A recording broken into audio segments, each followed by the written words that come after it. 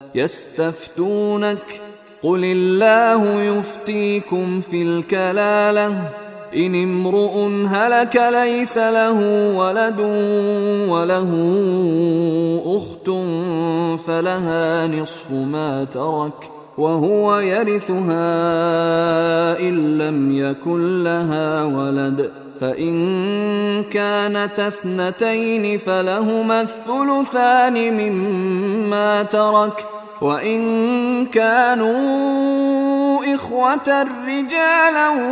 ونساء فللذكر مثل حظ الأنثيين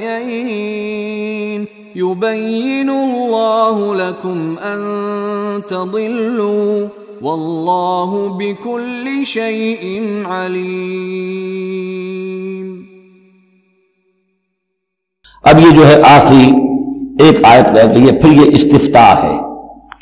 قانون وراثت میں جو ایک لفظ آیا تھا کلالہ، اور کلالہ کے بارے میں آیا تھا کہ اس کے اگر بہن بھائی ہوں تو ان کی وراثت کا حکم یہ ہے،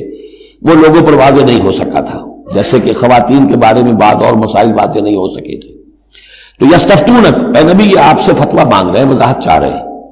قل اللہ یفتیکم فی الکلالہ، کہو کہ اللہ تعالیٰ تمہیں کلالہ کے بارے میں مزید وضاحت دے رہا ہے، فتویٰ دے رہا ہے، حکم بتا رہا ہے۔ ان امرؤ ہلک لیس لہ ولد ولہ اخت، اگر کوئی شخص مر گیا، فوت ہو گیا اور اس کا کوئی اولاد نہیں ہے، اور کلالہ اس کو کہتے ہیں اولاد بھی نہ ہو والدین بھی نہ ہو، ولہ اخت، اور اس کی ہو ایک بہن، فلہا نصف ما ترک، تو ایسے ہی جیسے ایک بیٹی ہو تو اسے آدھا ملے گا، تو اس کے مطابق اس کو آدھا مل جائے گا۔ وَهُوَ يَرِثُهَا إِن لَّمْ يَكُن لَّهَا وَلَدٌ، اور کلالہ اگر عورت تھی اور اس کی کوئی اولاد نہیں، کوئی والدین نہیں، تو اس کا پورا وارث اس کا بھائی بن جائے گا، پھر پوری جو اس کی دولت ہے، اس کی وراثت اس کے بھائی کو چلی جائے گی۔ وَإِن كَانَتْ اثْنَتَيْنِ فَلَهُمَا الثُّلُثَانِ مِمَّا تَرَكَ، اور اگر وہ بہنیں جو ہیں وہ دو سے زائد ہو یا دو ہو تو 2/3 میں وہ شریک ہو جائیں گے۔ وَإِن كَانُوا إِخْوَةً رِجَالًا وَنِسَاءً، اور بہن بھائی ہو بہت سے، فَلِلذَّكَرِ مِثْلُ حَظِّ الْأُنثَيَيْنِ، تو پھر وہ اصلی قاعدہ جو ہے کہ مرد کے لیے 2 عورتوں کے برابر حصہ ہو جائے گا، بھائی کو بہنوں سے ڈبل ملے گا۔ یعنی یوں سمجھ لیجئے کہ وہ جو حکم وہاں تھا بیان کیا گیا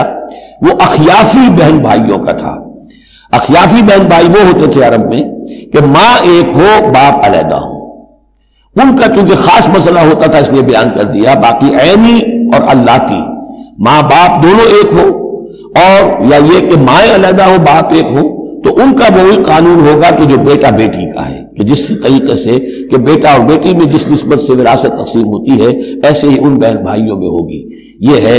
یبین اللہ لکم ان تضلوا، اللہ واضح کیے دیتا ہے تمہارے لیے مبادا تم گمراہ ہو جاؤ، واللہ بکل شیء علیم، اور اللہ ہر چیز کا علم رکھتا ہے۔